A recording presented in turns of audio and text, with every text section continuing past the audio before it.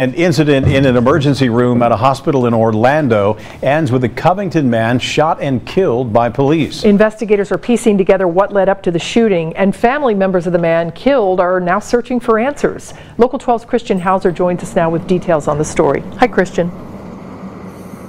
Hey, Cammie and Rob. Brian Baker was from behind me in Covington, but he had been living in West Palm Beach, Florida. He was actually on his way back to Kentucky when the bus he was on had a layover in Orlando. While there, he ended up in the hospital with chest pains. That's ultimately where he would end up being shot and killed. Brian Baker was picked up in downtown Orlando for a medical condition while the bus he was on a layover.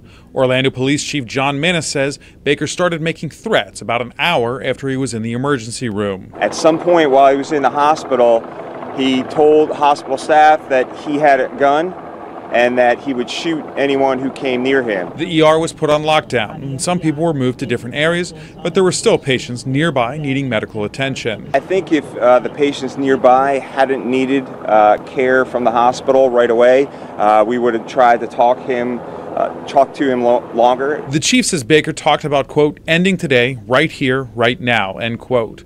Crisis negotiators talked with Baker, but the decision was made to approach him. He made movements consistent with reaching for a firearm, and he was shot and killed by 3 officers here. Baker's dad told WOFL-TV in Orlando that Brian had some mental issues and a drug problem, that they were actually bringing him home to Kentucky to get him help. Brian Baker did not have a gun or any weapon on him. Those 3 officers are on paid administrative leave tonight, and this case is being investigated by the Florida Department of Law Enforcement. And we are working to reach out to the family to hear what they have to say about this. For now, though, Cammie, back to you. All right, Christian, thank you. And records show that Brian Baker was on parole for crimes in Kentucky in 2014, possession of a handgun by a convicted felon, and theft.